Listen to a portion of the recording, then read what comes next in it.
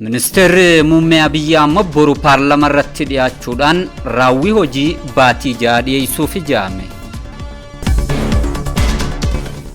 Bulchiinsi yeroo Tigraay walitti bu'iinsi tibbana mudate waan hin malle jaan. Iraanii fi Ameerikaan muddama isaan jidduutti dhalate mariin furachaa jiru jaame.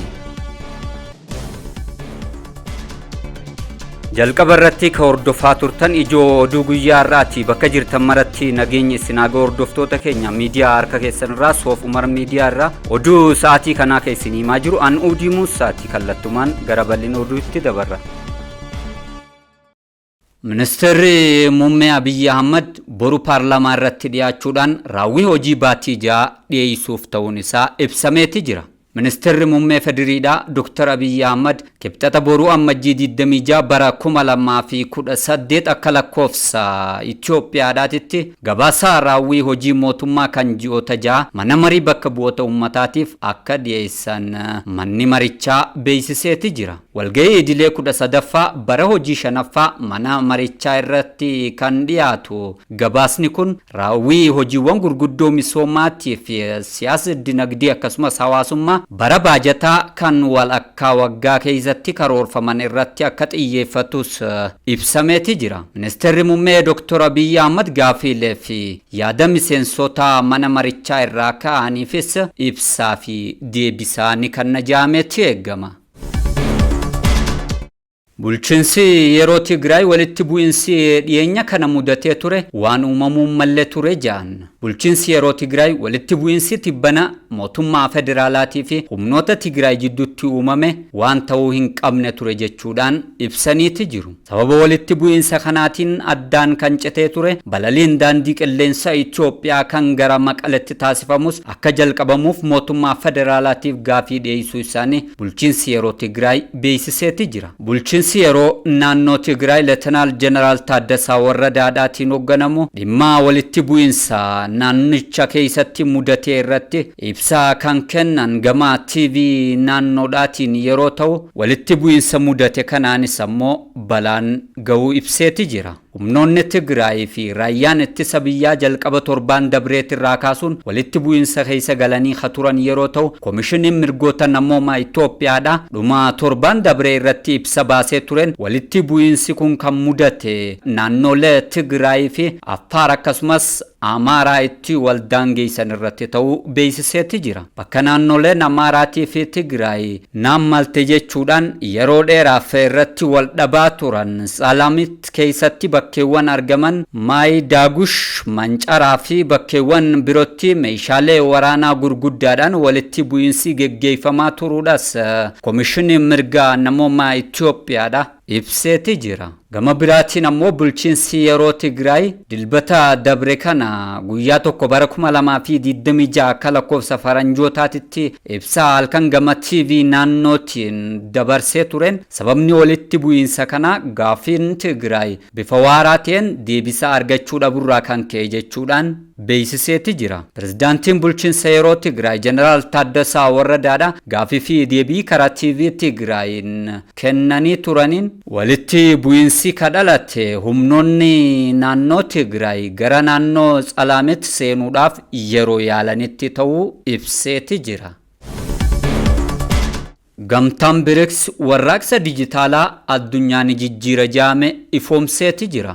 Sirni faayinaansii idil addunyaa ammaan tana boqonnaa seenaa haaraa duubatti deebii hin qabne galme isaatu jira jaameeti jira. Biyyoonni BRICS maallaqa haarawaa waloo isaanii maxxansan jaamee osoo eeggamaa jiranii isaan garuu tarsiimoo madaala dinagdee addunyaa jijjiiruu danda'u qopheeffachuudhaan as bahaniiti jiru. Tarsiimoon haarooyni kun ammoo gara maallaqa waraqaatitti seenuu otoo hin taane tekinooloojii fayyadamuudhaan maallaqa dijitaalaa baankii jiddugaleessa biyyoota miseensotaa walitti hidhuu irratti kan xiyyeeffate ta'uun isaatis ifoomeeti jira. Warraaqsi dijitaalaa kun ammoo biyyoonni miseensaa baankii tokkootu osoo hin ta'in akkasumas ammoo jiddu seentummaan dhaabbata kamii osoo isaan jidduu hin jiraatin kallattiidhaan akka walirraa bitatanii fi walitti gurguranii gurguran akkasumas ammoo hojii daldalaa wajjin geggeeffatan kan taasisu jaameeti jira. Saaphanni dijitaalaa haaroonni kun maalleeyni biyyoota miseensaa jidduutti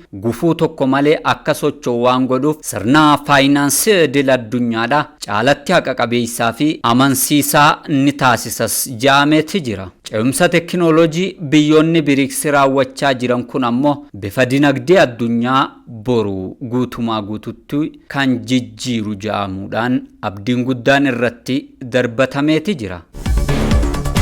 Kongoodhatti lafti namoota albuuda baasaa turan irratti jiguudhaan lammiiwwan 200 ol bakkatti dhumuun dhaga'ame. Kongotti lafti hojjettoota albuuda baasaa jiran irratti jiguudhaan lammiiwwan biyyattiidha namoonni 200 ol ta'an guutumatti dhumuun isaanii ifoomeeti jira.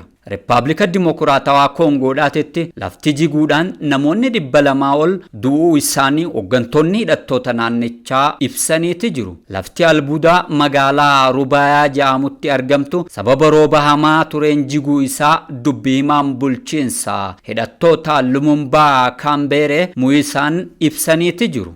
Dubartootaa fi ijoollee dabalatee naannoo kanatti namoonni albuuda irratti hojjetaa turan osoo albuuda kooltaan baasaa jiranii kadhuman yommuu ta'u albuudni kun ammoo bilbila ismaartifoonii fi kompiitara tolchuuf albuuda gargaaru ta'uun isaa ifoomeeti jira. Dhumaati hamaa mudate kana hordofuudhaan ammoo qondaalonni Kongoodhaa lubbuu namoota balaaf saaxiluudhaaf akeekkachiisa of eeggannoo lammiiwwaniitiif dursanii kennuu dhabuu isaaniitiin himatamaati jiru.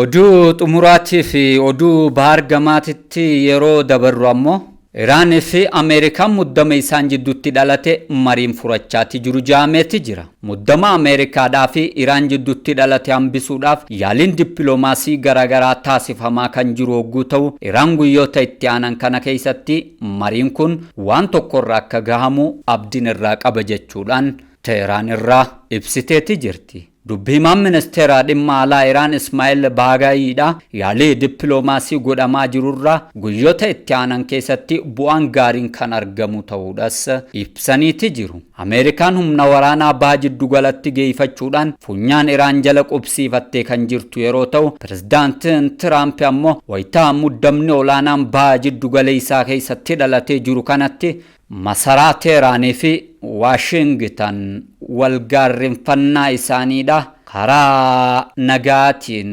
hiikachuudhaan osoo gama lolaatittiin deemin dubbii dhalatte tanatti xumura godhuudhaaf marii cimarra kan jiran ta'uu isaanii dubbataniiti jiru. Itti dabaluudhaanis pirezidaant Tiraamp Iraanii wajjin marii cimaa taasisaati jirra jechuudhaan ibsaniiti jiru. Mariin Iraanii fi Ameerikaa jidduutti taasifamaa jiru kun ammoo jaarsummaa Ijipti Turkiitii fi Qaaxaariin geggeeffamaa akka jiru yeroo ta'u marii geggeeffamaa jiru kanarraa ammoo guyyoota itti aanan keessatti bu'aan gaariin ni argama jedhamee kan abdatamu jedhamuudhaan abdiin irra kaa'ameeti jira.